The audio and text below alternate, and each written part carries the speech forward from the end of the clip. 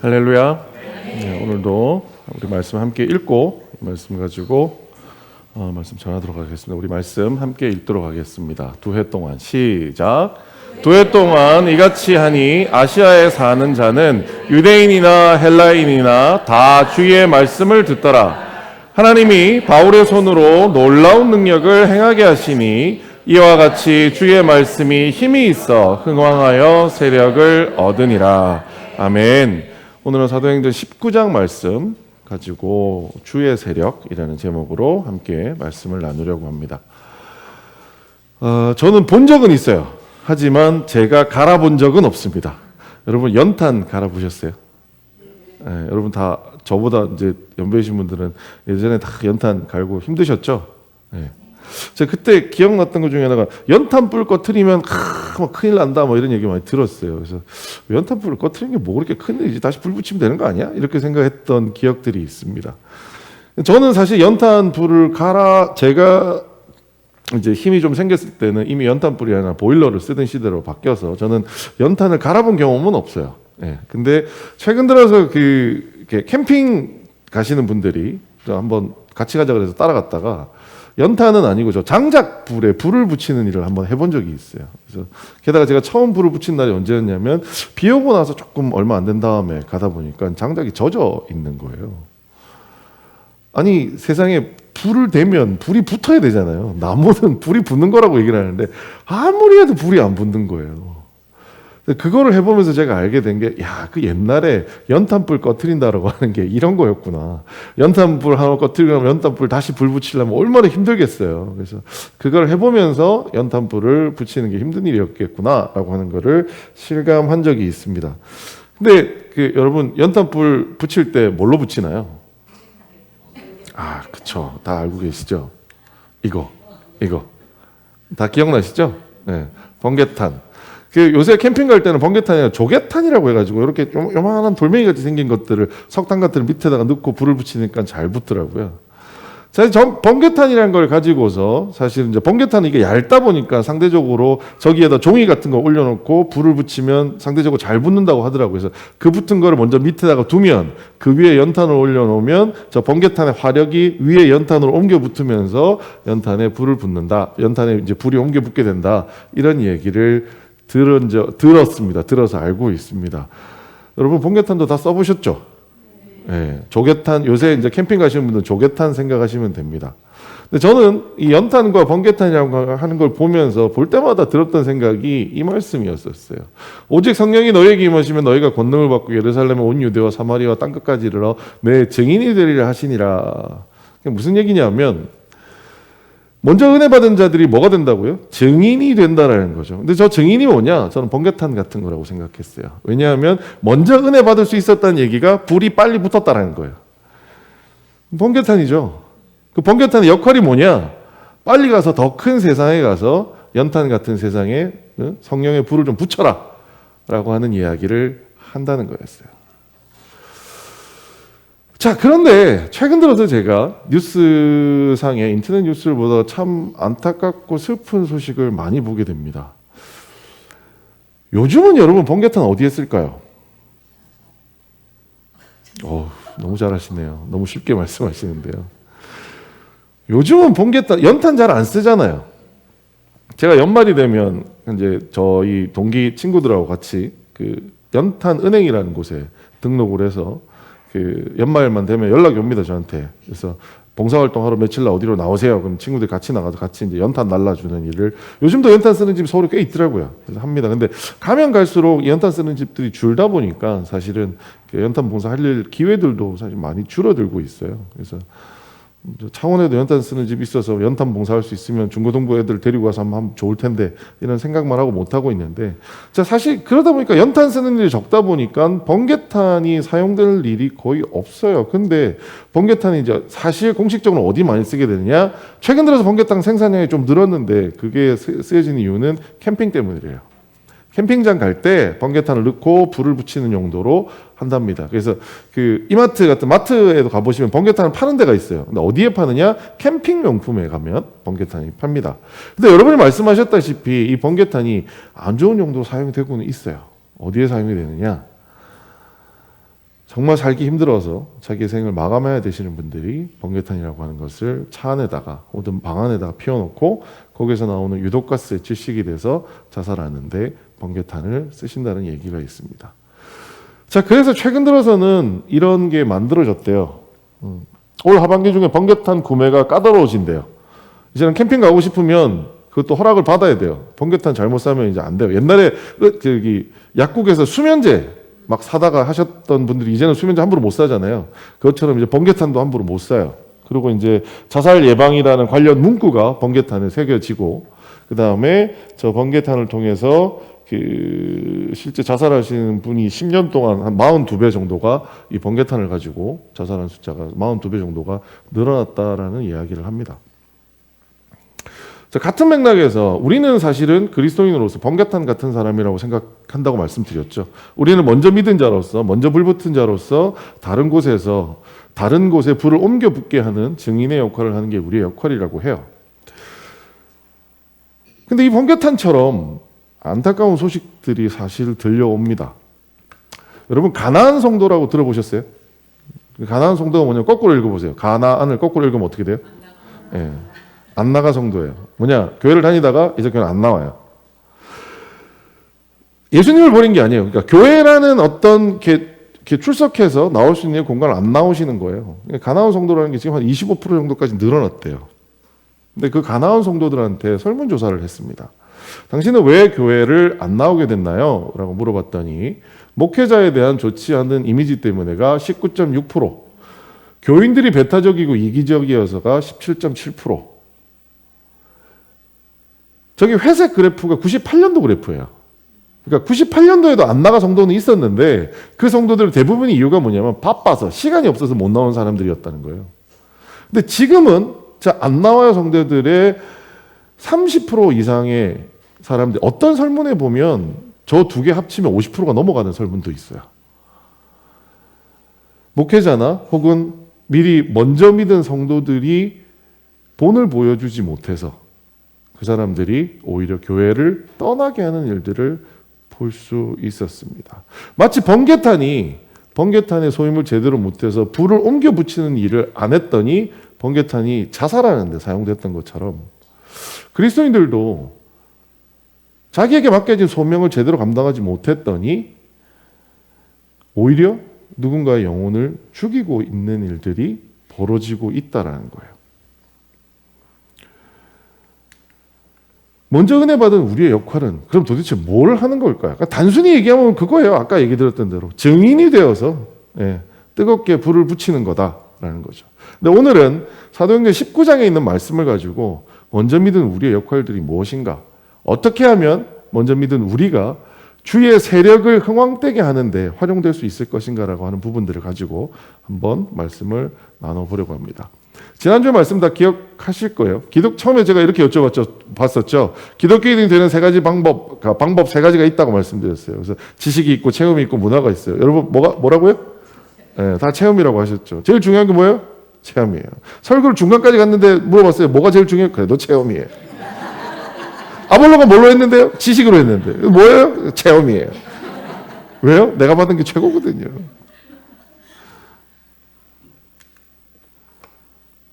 근데 아볼로와의 이야기를 통해서 고린도전서에 썼던 에베소서에 썼던 그 말씀을 통해서 우리는 그리스도에게까지 자라야 된다는 측면에서 사실 저 세 가지는 서로 다른 새 출발점일 수는 있으나 그리스도인이 그리스도에게까지 자라게 됐을 때 이 세 가지의 의미는 다르다라고 말씀드렸어요. 어떻게 달라지느냐?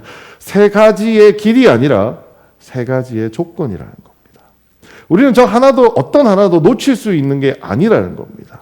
그래서 예수 그리스도에 관한 지식, 예수 그리스도에 관한 체험, 예수 그리스도에 대한 문화, 삶, 이것들이 우리에게 허락된 예수 그리스도에 관한 모든 것, 그 전부라는 말씀을 지난주에 드린 바가 있습니다. 기억나시죠? 네, 한 주 됐으니까 이제 조금은 다시 말씀드리니까 조금은 기억하실 거예요. 아직도 체험이세요?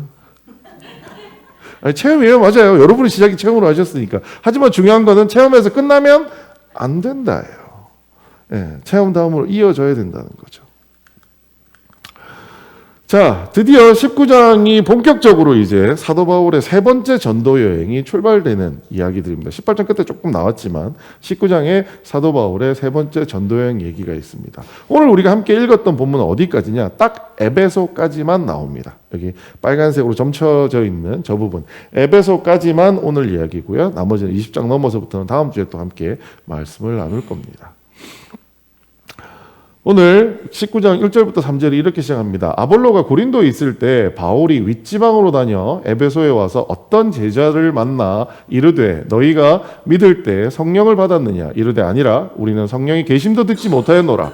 바울이 이르되 그러면 너희가 무슨 세례를 받았느냐? 대답하되 요한의 세례니라 라는 이야기합니다. 여기서 에베소에 와서 어떤 제자를 만나 이렇게 돼 있어요. 저 제자는 누구의 제자일까요? 요한의 제자일까요? 아볼로의 제자일까요? 예수님의 제자들이에요. 그리고 제가 추정컨대 저 제자들이 아볼로를 가르치는 사람들이라고 저는 생각해요. 왜냐하면 아볼로와 지식의 그 어떤 내용들이 똑같아요. 그리고 그 당시에 요한의 제자들 중에 예수 그리스도를 알고는 있으나 정확하게 예수 그리스도께서 하셨던 말씀을 다 알지 못한 채 디아스포라 퍼져나갔던 유대인들이 소아시아 전역에 많이 있었다라고 합니다. 아마 그분들이었던 것 같아요. 그래서 저 제자들은 예수님의 제자들이에요. 그런데 뭐만 알아요? 요한의 세례만 알아요. 뭘 모른다고요? 성령을 모른다라는 거예요. 그래서 여러분 성령을 모르는데 예수님의 제자가 될 수 있을까요? 될 수 없죠. 없는 게 맞죠. 왜냐? 우리 같이 한번 읽어보겠습니다. 시작. 예수께서 대답하여 이르시되 진실로 진실로 내게 이르노니 사람이 물과 성령으로 나지 아니하면 하나님의 나라에 들어갈 수 없느니라. 예수님의 복음의 핵심은 뭐냐? 하나님의 나라예요. 근데 하나님의 나라에 들어가기 위해서는 두 가지가 필요하대요. 첫 번째가 뭐예요? 물. 두 번째는 성령이 필요하다는 거예요. 예수님을 안다라고 해서 예수님의 제자라고 할 정도가 된다면 이 두 가지가 반드시 있어야 된다는 겁니다.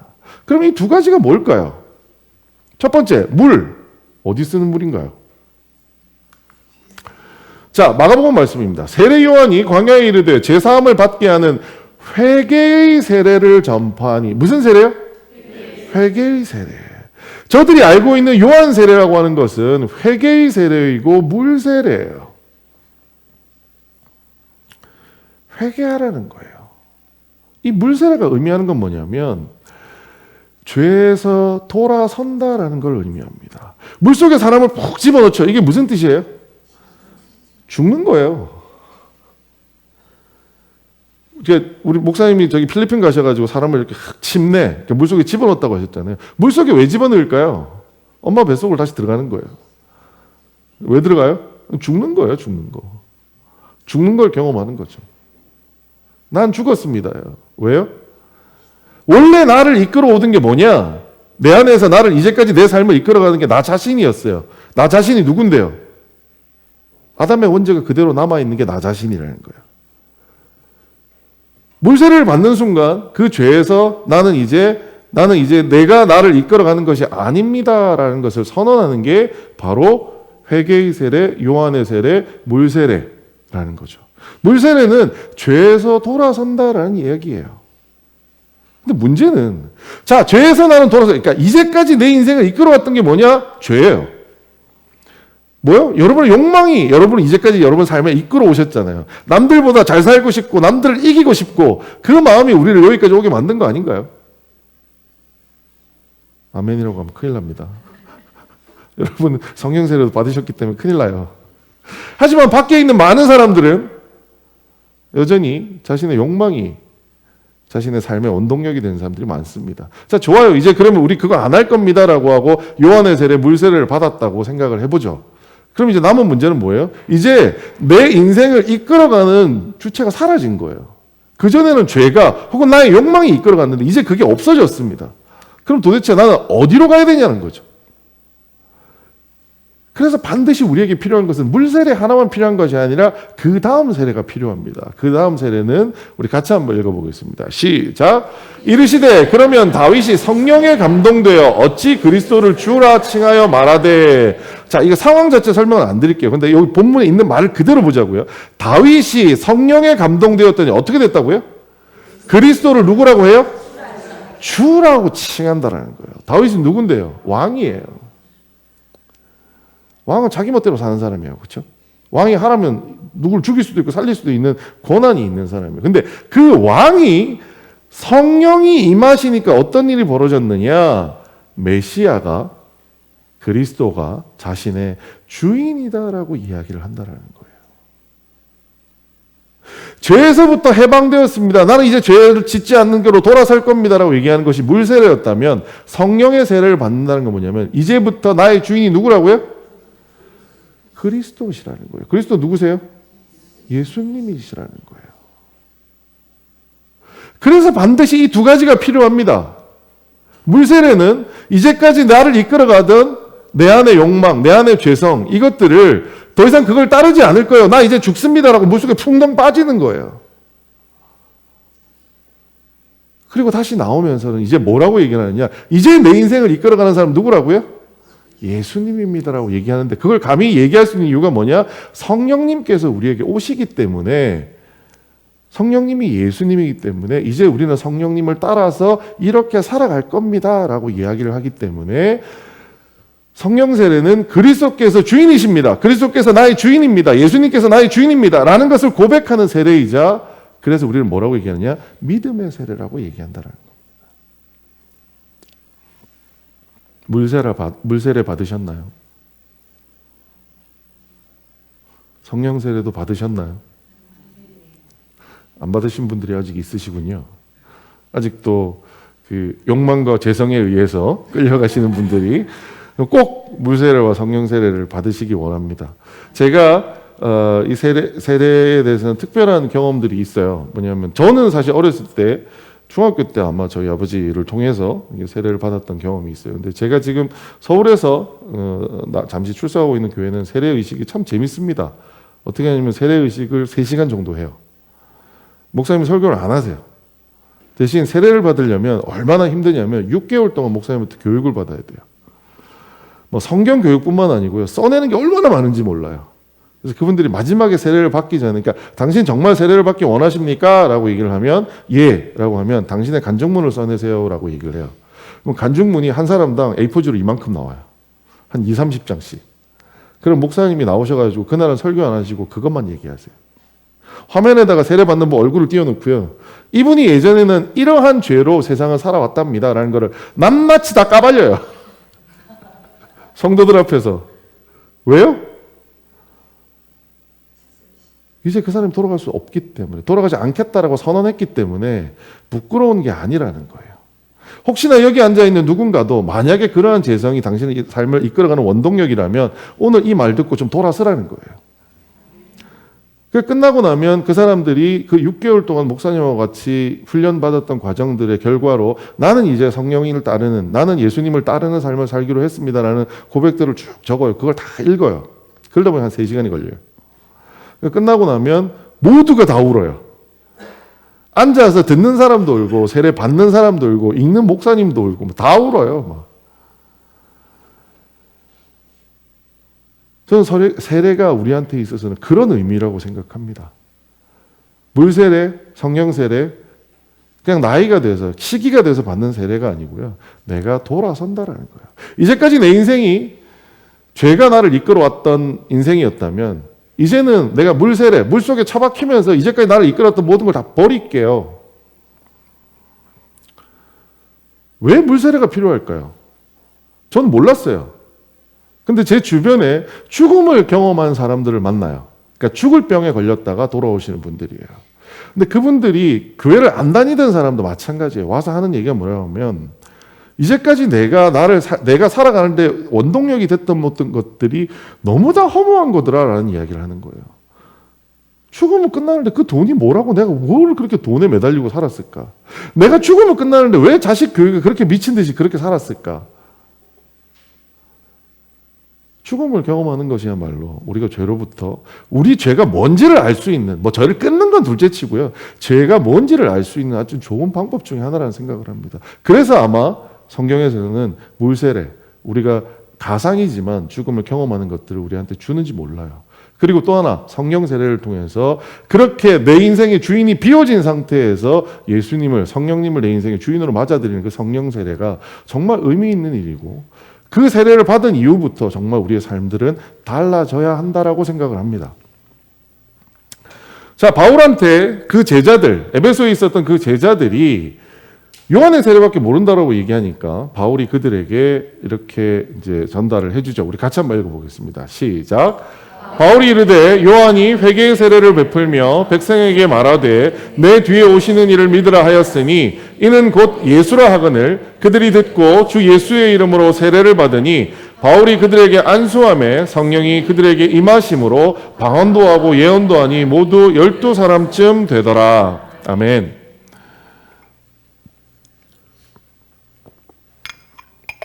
베드로가 복음을 전할 때 하루에 몇 명 돌아왔다고요?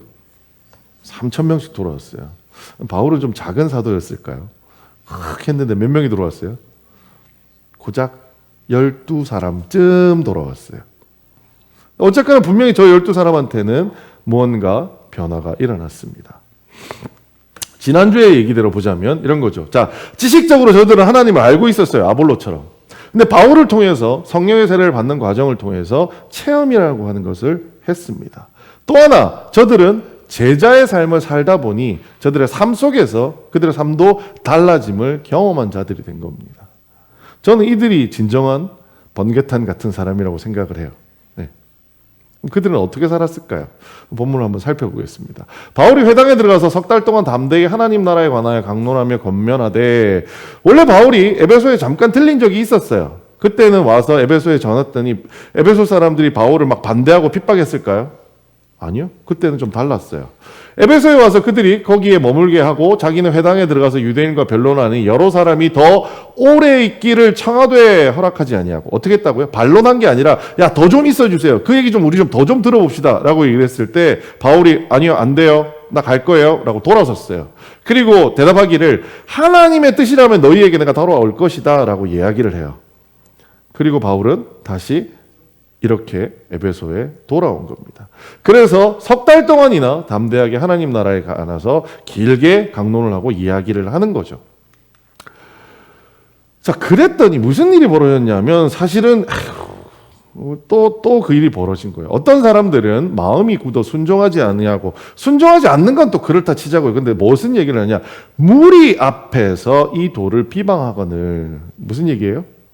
그냥 나는 안 믿어. 이거는 나는 아니라고 생각해. 이 정도가 아니라 다른 사람 앞에서 야, 바울이 하는 저 얘기 말도 안 되는 소리야. 그러니까 헛소리야. 듣지 마. 이런 얘기를 하고 다니더라는 거예요. 똑같은 일이 있었죠. 18장 6절에 그들이 대적하여 비방하는 바울이 옷을 털며 이르되 너희 피가 너희 머리로 돌아갈 것이요 나는 깨끗하니라 이후에는 이방인에게 가리라 라고 얘기했던 이때처럼 사도 바울은 3개월 동안 기다려요. 대신 3개월 동안 이후에 그들의 모습들이 변화되지 않는 걸 보고 분연히 고린도에서처럼 돌아서 버립니다. 그래서 바울은 어디로 가나요? 두란노 서원이라는 곳으로 가요. 바울이 그들을 떠나 제자들을 따로 세우고 두란노 서원에서 날마다 강론하니라. 2해 동안 이같이 하니 아시아에 사는 자는 유대인이나 헬라인이나 다 주의 말씀을 듣더라는 거예요. 두란노 서원은 우리 지금으로 치자면 대학교 같은 곳이에요. 네. 회당이라든지 이런 어떤 종교적인 곳이 아니에요. 근데 그 두란노 서원이라는 곳에서 몇 해 동안요? 2년 동안. 그리고 매주 주일마다 했을까요? 안식일마다 했을까요? 아니요. 매일 날마다 강론했다라고 얘기해요. 2년 내내. 여러분 이 일이 얼마나 힘든지 모르시죠? 제가 일주일에 지금 2번 설교하거든요. 피똥 쌉니다. 누구 말대로. 야, 여러분 큐티 하시는 분 계세요? 저 제발 큐티 좀 해봤으면 좋겠어요. 왜냐하면 오늘 이제 딱 지나면 내일부터 그 다음 주 토요일까지 제 본문은 하나예요. 사도행전 20장. 사도행전 20장 하나만 붙잡고 일주일 내내 듣고 읽고 영어로 듣고 독일어로 듣고 다른 말로 다 듣고 그것만 일주일 내내 해도 주말이 돼서 설교가 하나 나올까 말까예요. 이게 설교가 나오면 저는 그게 오히려 하나님 은혜라고 생각해요. 왜? 어제도 6시부터 쓰기 시작했는데 오늘 아침에 한 새벽 3시 됐는데 하나님 이게 될까요? 이런 생각을 했어요. 근데 다행히 아까 1시 반인가? 좀 되니까 어느 정도 동동이 돼서 감사합니다. 오늘도 은혜로 강대상에 올라갑니다. 이렇게 하고 지금 올라왔어요. 자, 그런데 바울은 얼마나 한 번씩 설교를 했다고요? 매일 했다고요. 이게 쉬운 일일까요? 보통 일이 아니에요. 그랬더니 무슨 일이 벌어졌냐? 아시아에 사는 자는 유대인이나 헬라인이나 어떻게 해요? 모두 다 주의 말씀을 들었더라라고 되어 있어요. 실제 이 원어를 보면은요, 아시아에 사는 모든 사람이 주의 말씀을 들었더라. 유대인도 헬라인도 이렇게 되어 있어요. 직역을 해보자면, 그러니까 모든 아시아에 사는 사람이 말씀을 듣게 되었다는 거예요. 사도 바울의 수고를 통해서. 자, 무슨 이야기냐? 아시아에 있는 모든 자는 믿든 안 믿든 지식으로서 예수 그리스도에 대해서 알아요, 몰라요? 이제 알아요. 안 믿는 사람이 있어요. 하지만 믿는 사람도 있고. 자, 이제 그들에게 지식은 들어갔어요. 사도 바울의 수고로. 자, 그 다음에 어떤 일이 벌어지냐? 하나님의 바울의 손으로 놀라운 능력을 행하게 하시니 심지어 사람들이 바울의 몸에서 손수건이 앞치마를 가져다가 병든 사람이 얹으면 그 병이 떠나고 악기도 나가더라. 뭐예요? 체험이 체험. 병도 낫고 문제도 해결되고 여러분이 제일 중요하다고 생각하셨던 그 체험이 막 이제부터 막 터져 나오기 시작하는 거예요. 자, 근데 지식을 들은 사람 중에 안 믿는 사람도 들었을 거잖아요. 그 사람들에게는 이런 체험이 있었을까요? 없죠. 이거는 지식을 알게 된 사람들 중에 믿는 자들에게 온 거예요. 지식을 가진 자들 중에서 믿는 자들은 이런 병 고침의 체험 혹은 어떤 문제가 해결되는 체험들을 받게 되었다라는 거예요. 여러분도 초대교회에서 체험하셨나요? 지식보다 먼저 체험부터 하셨죠? 이제 지식을 채우실 거죠? 네. 자, 그런데 하나님은 에베소를 너무 사랑하셨나 봐요. 두 번째, 이제 남은 자들이 누구예요? 지식이 있는 자들은 모든 아시아에 있는 사람이에요. 근데 지식이 있는 자들 중에서 체험을 하지 못한 사람이 누구죠? 믿지 않는 사람들. 지식은 있으나 그 말을 믿지 않는 사람들은 체험이 없어요. 왜요? 그들에게는 병 고침의 역사도 없고요. 그들에게는 문제 해결의 역사도 없어요. 그럴 때 하나님이 그들에게 이런 일을 벌이게 해주십니다. 이에 돌아다니며 또 마수라는 어떤 유대인들이 시험삼아 악귀 들린 자들에게 주 예수의 이름을 불러 말하되 내가 바울이 전파하는 예수를 의지하여 너희에게 말하노라 하더라. 유대의 한 제사장 스게와의 7 아들도 이 일을 행하더니 악귀가 대답하여 이르되 내가 예수도 알고 바울도 알거니와 너희는 누구냐 하며 악귀 들린 사람이 그들에게 뛰어올라 눌러 이기나 그들이 상하여 벗은 몸으로 그 집에서 도망하는지라. 무슨 얘기예요? 바울이 그렇게 기적을 행하고 다니니까 이게 뭐지? 이 안 믿는 사람들이에요. 믿는 사람들이 이렇게 했겠어요? 안 믿는 사람들이 귀신 들린 사람이 딱 있는 거예요. 가가지고 야, 내가 바울의 이름으로 얘기하는데 예수 이름으로 얘기하는데 너희는 물러가, 나가 이런 걸 한 거예요. 그랬더니 무슨 일이 벌어졌다고요? 마귀가 그 악마가 그 얘기를 한 사람을 쳐다보면서 야, 나는 예수님도 알고 바울 사도도 아는데 넌 누구니? 믿지도 않는 네가 그 이름을 얘기한다고 해서 그게 능력이 있는 것 같아? 하며 덮쳐가지고 민망한 꼴을 당하고 도망가게 되었다는 거예요. 근데 결국 이게 뭐예요? 체험이에요. 믿지 못한 자들에게 하나님이 진짜 있구나. 뭔가 복음이라고 하는 것에 능력이 진짜 있구나. 나처럼 이렇게 사기로 할 수 있는 것들이 아니라 진짜 믿는 자들에게 찾아오는 어떠한 능력이 있구나 라고 하는 것들을 하나님은 체험하게 해주셨어요. 누구에게? 에베소 성도들에게. 이번에는 아시아 지역에 믿지 아니하는 자들에게 체험하게 할 수 있는 기회를 주셨다는 거예요.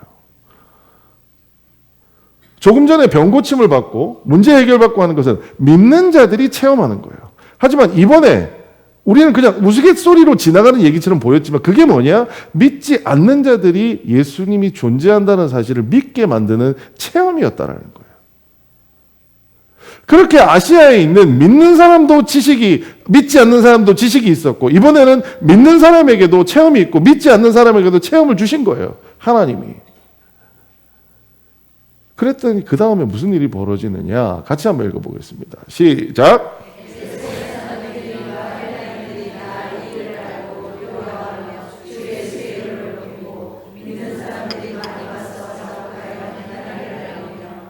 또 마술을 행하던 많은 사람이 그 책을 모아가지고 와서 모든 사람 앞에서 불사르니 그 책값을 계산한 즉 은 5만이나 되더라. 아멘. 자, 에베소에 사는 유대인과 헬라인들이 어떻게 해요? 모두가 다 이 소식을 듣고 어떻게 했다고요?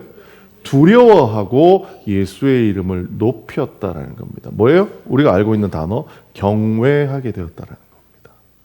이 사건을 통해서 믿는 자도 그리고 믿지 않는 자들도 경외하게 되었답니다. 그리고서 믿는 사람들이 많이 와서 자복하여 행한 일을 알리되 그 다음에 벌어지는 일들이 뭐예요? 이거는 종교적인 문제가 아니라 그들의 삶의 변화가 일어나고 있는 거예요. 마술을 행하던 자들이 와가지고 자기들이 마술하면서 썼던 그 마법의 책들, 이런 책들을 다 가져와서 불태웠는데 그 책이 얼마나 귀한 거냐 하면 은 5만이나 되었다라는 거죠. 이제 하나님은 특히나 에베소에 있어서는 지식도 주셨고 체험도 주셨고 마지막 뭐도 주셨느냐? 그들의 삶의 변화도 일어날 수 있는 계기들을 만들어 주셨다라는 겁니다. 에베소에 사는 모든 자들은 지식도 채워졌고 체험도 채워졌고 문화도 채워진 거예요.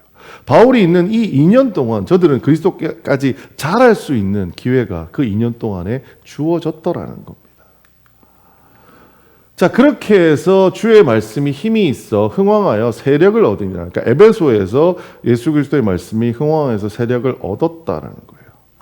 당시 이 에베소라는 곳은 지난번에 저희가 잠깐 나눴던 알렉산드리아라든지 혹은 고린도 아가야처럼 이 그 소아시아 지역의 수도 같은 곳이에요. 그래서 그 당시에 한 25만 명 정도가 살았대요. 근데 저곳은 그 19장 뒤쪽을 읽어보시면 아시는데 아데미라고 하는 미신, 우상이 굉장히 번성하던 곳이에요. 그러다 보니 가서 예수님의 말씀이, 복음이 들어가기가 쉽지 않았던 곳이에요. 그럼에도 불구하고 주의 말씀이 힘이 있어 흥왕하게 세력을 얻게 된 것은 제가 한번 여쭤볼게요. 누구의 기여도가 가장 컸을까요? 누굴까요? 네, 예수님. 네, 맞아요. 또 다음에 누굴까요? 바울, 그렇죠? 네, 사도행전이고 주인공이 바울이니까. 근데 제가 본문을 읽다가 아주 재밌는 단어들을 중간중간에 발견을 한 게 있습니다. 한번 보시죠.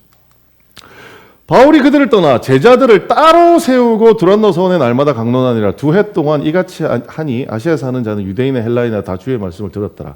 자, 생각을 해보시죠. 요즘은 여기서 제가 이렇게 말씀을 전하면 오늘 시간이 지나고 나면 여러분의 카톡으로 사운드 클라우드라고 하는 아주 멋진 서비스를 통해 가지고 저의 음성, 우리 담임 목사님의 설교의 음성을 들으실 수 있어요.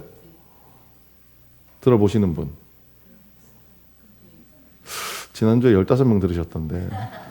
오신 분이 출석하신 분 15분밖에 안 되는 거 아니잖아요. 자, 어쨌거나 지금은 그렇게 사람들한테 많이 들리는 게 가능해요. 그렇죠? 에베소라는 그 두란노 서원이라는 곳에서 설교한다고 하더라도 대한민국 혹은 지구촌에 있는 모든 한국말을 하는 사람한테 전달하는 게 쉬웠어요. 하지만 그 당시에는 한번 생각해보죠. 바울은 매일같이 두란노 서원에서 강론을 해야 돼요. 그런데 도대체 어떻게 그 바울의 말이 아시아 전역에 있는 모든 사람에게 전달이 됐겠냐는 거예요. 어떻게 전달됐을까요? 네. 따로 세운 그 제자들이 바울이 했던 그 강론을 들고 퍼나르기 시작한 겁니다. 바울은 두란노 서원이라는 딱 그곳, 초대교회라는 이곳에서 얘기를 했을 뿐이에요. 하지만 그를 통해서 전달된 그 설교의 말씀들이 소아시아 전역에 있는 유대인이든 헬라인이든 모든 사람한테 퍼질 수 있었던 이유는 그 제자들이 그 말씀을 들고 날랐기 때문입니다. 여러분, 지난주의 말씀을 얼마나 나르셨어요?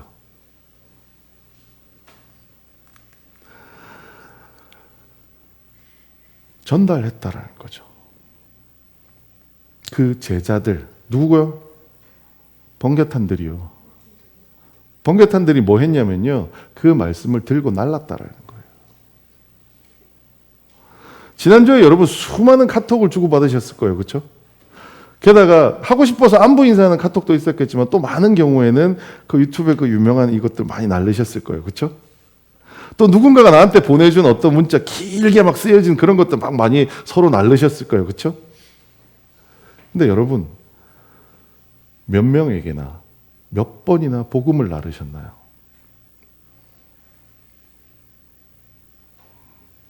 카톡은 대한민국 성인의 메인 채널이래요. 10대, 20대는 오히려 안 쓴대요, 요새는. 어르신들만 다 쓰신답니다. 근데 그걸 통해서 여러분 뭘 나르고 계세요? 여러분이 번개탄이라면, 여러분이 성령을 받아서 먼저 변화받은 사람이라면 우리가 날라야 할 것은 정치적 구호나 그런 것들이 아니라 하나님의 말씀을 날라야 된다는 겁니다. 왜 에베소에 그 세력이 흥왕하게 되었느냐? 바울 때문에요? 아니요. 바울은 두란노에 그냥 짱 박혀 있었다니까요. 이 전 지역에 말씀이 전해진 이유는 그 제자들이 말씀을 퍼날랐기 때문이에요. 번개탄이 번개탄의 역할을 했을 때 그 세력이 흥왕하게 되더라는 겁니다. 여기서 끝나지 않아요. 다음 볼까요? 심지어 사람들이 바울의 몸에 손수건이나 앞치마를 가져다가 병든 사람에게 얹으면 그 병이 떠나고 역기도 떠나더라. 굉장한 기적처럼 되어 있어요. 근데 우리가 한 가지 여기서 질문해야 될 게 있어요. 바울 몸에 있는 손수건이나 앞치마를 가져갈 수 있는 사람이 누구예요? 지나가는 사람들이에요? 그건 도둑놈이잖아요. 바울 몸에 있는 손수건과 앞치마를 들고 갈 수 있는 사람이 누군데요? 그게 제자들이에요. 번개탄 역할을 하는 그 제자들이 했던 일, 첫 번째, 지식을, 하나님의 말씀을 들고 날랐어요. 생사는 못해도 괜찮아요. 하지만 내가 들었던 말을 누군가에 가서 다시 전하는 거예요. 또 내가 체험했던 기적들, 내가 눈으로 봤던 그 기적들을 다른 사람들에게 나르는 일을 한 겁니다. 바울이 두란노 성원에서만 기적을 행했다면 이렇게까지 넓은 지역에 이러한 체험들이 안 일어났을 거예요. 하지만 그 여러 성도들의, 그 여러 제자들, 제가 번개탄이라고 표현했던 먼저 성령 받아서 변화받은 사람들의 수고로 인하여 에베소와 소아시아 전역에 말씀이 퍼지고 예수 그리스도를 알 수 있는 체험이 확산될 수 있었던 거예요.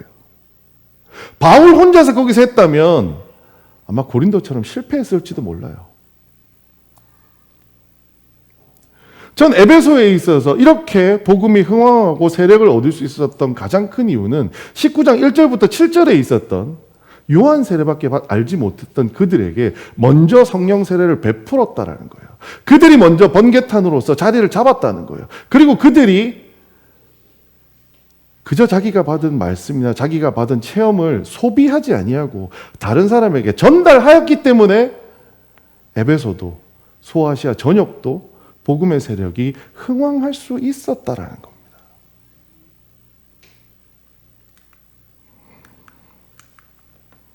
게다가 삶의 변화를 한번 생각해 보죠. 바울이 복음을 가지고 이렇게 살아야 됩니다라고 하는 것을 전할 수 있는 거는요. 텐트 만드는 사람들한테는 얘기할 수 있어요. 왜요? 자기 직업이 텐트 메이커였으니까요. 여러분 주일날 목사님의 설교를 들으면 굉장히 그럴싸하고 되게 은혜가 되고 좋아요. 그렇죠? 근데 돌아가서 여러분 삶의 현장에 적용해 보려면 쉽던가요? 안 돼요. 그렇죠? 저도 예전에 맨날 그런 얘기 했어요.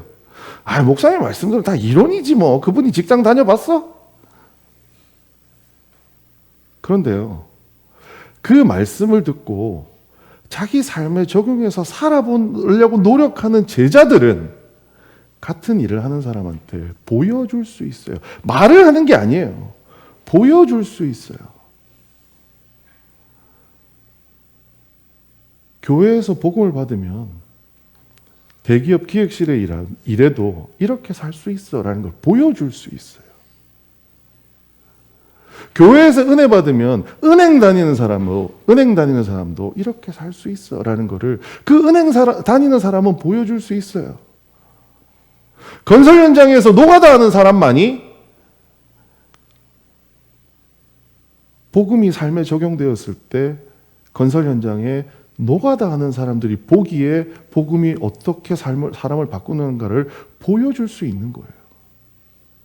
이거는 바울이 보여줄 수 있는 문제들이 아니에요. 어떤 분들은 그런 말씀하세요. 요즘 목사님들은 뭐 이런 게 없어서. 아니, 목사님의 일은 그게 아니에요. 목사의 일은 복음을 전하는 것 뿐이에요. 실제 삶의 변화를 전하고 삶의 변화에 대해서 얘기하고 삶의 변화를 보여줘야 되는 것은 목사님들이 아니라, 말씀을 전하는 사람들이 아니라 제자들이라는 거예요. 그 말씀을 가지고 내 삶에 적용해 보려고 애쓸 때, 그때 비로소 삶의 변화가 일어나고 누군가가 그걸 보고 아, 저렇게 될 수 있구나 라고 하는 것들이 된다라는 겁니다. 성령 체험을 먼저 믿은 제자들의 역할, 성령을 체험한 먼저 믿은 제자들의 역할이 뭐냐? 번개탄, 아까 제가 표현했던 번개탄의 역할이 뭐냐? 첫 번째, 말씀의 전달자가 되어야 된다는 겁니다. 여러분이 말씀을 상고하셔가지고 대단하게 적용을 안 하셔도 돼요. 그냥 전달만 하세요. 이번 주에 여러분 카톡에 제발 딴 거 그대로 하시고요. 저의 설교든 우리 목사님의 설교든 혹은 유튜브에서 복음을 전하는 아주 짧은 그 어떤 영상이든 여러분 하나님의 말씀을 한번 전달해 보세요.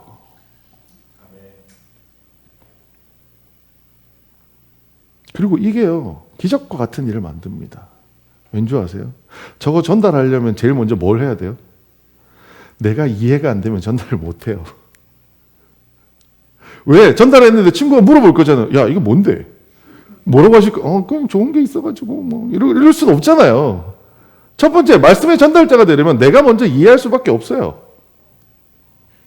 두 번째, 그러려고 내가 먼저 듣거든요. 그러면 말씀이 내 삶에 적용되기 시작하는 게 그때부터 시작이에요. 여러분, 주일날 들으면 다 잊어버리잖아요. 지금도 꽤 몇 분은 주무세요.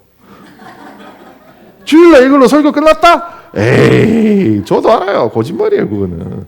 요즘은 그래도 주무시는 부분 가지고 뭐라고 안 해요. 옛날에는 목사님들은 주무시면 막 혼내고 깨웠어요. 왜요? 그때 아니면 못 듣거든요. 지금은요, 집에 가서 들으실 수 있어요. 강대창 우리 집사님께서 여러분 정말 듣기 편하게 그냥 카톡에다 탁, 링크만 탁 끼워주세요. 그거만 그냥 기가 막히게 다 들려요. 들으세요. 그리고 그 들은 내용을 어느 정도 좀 이해하시고요. 그리고 그거를 제발 한 사람한테라도 한번 전해보세요. 그럼 여러분 당장 이런 질문 받으실 거예요. 야, 너 교회 다녔어? 제가 처음 받았던 질문이에요. 어느 날 복음의 메시지를 친구한테 보낼 때 그 친구 저한테 하는 거예요. 야, 너 교회 다녔어? 그전에는 내가 도대체 어떤 인간이었길래 저한테 하는 얘기가 너 교회 다녔어? 이런 얘기가 나와요. 그런데 이 말을 듣고 나면 그다음부터 어떻게 돼요? 내 행동 자체가 조심스러워져요. 그래서 번개탄이 첫 번째 해야 될 일은 말씀을 전하는 자가 돼야 돼요. 자, 두 번째, 여러분 초대교회는 체험의 성전이라고 체험의 재단이라고 많이 말씀하시잖아요. 그 체험들 누군가한테 전해보셨어요? 전해보세요. 이런 일이 벌어져. 내가 경험했어. 누가 경험했대. 어쩌면 말씀보다 저 체험을 다른 사람들은 더 좋아할 수 있어요. 여러분이 체험을 더 중요하다고 생각하는 것처럼. 왜요? 강렬하거든요.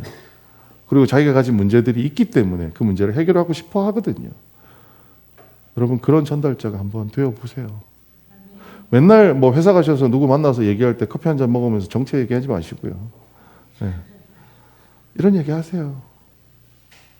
그럼 그들도 알아요. 아유, 예수쟁이였구나.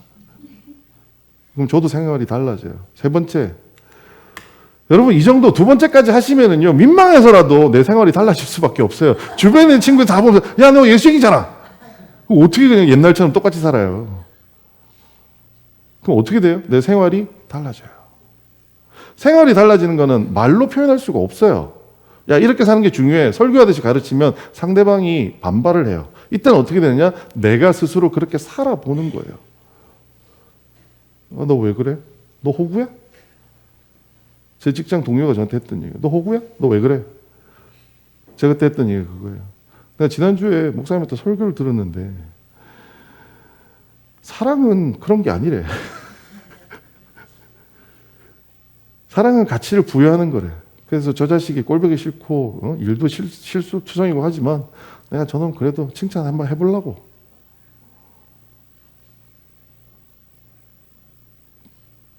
교회 다니긴 하는구나.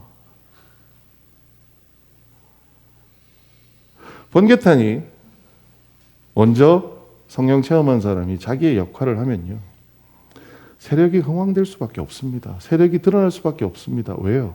하나님 원래 그렇게 만들어 놓으셨어요. 하나님이 여러분에게 왜 체험을 하게 하셨을까요? 하나님이 왜 우리에게 물세례와 세례를 먼저 경험하게 하셨을까요? 이유는 간단해요. 전달하라는 거예요. 연탄불에 불 붙이라는 거예요. 장작에 불 붙이라는 거예요. 근데 제가 정말 안타까운 것은 여러분은 전달하고 계세요? 아니면 소비하고 계세요? 은혜 받으니 좋으시죠? 기적을 경험하니 좋으시죠? 그래서 다음 기적을 기다리며 감나무 밑에서 입 벌리고 있지 않으세요? 여러분은 여러분이 경험한 체험과 여러분이 체험한 기적을 가지고 뭘 하세요?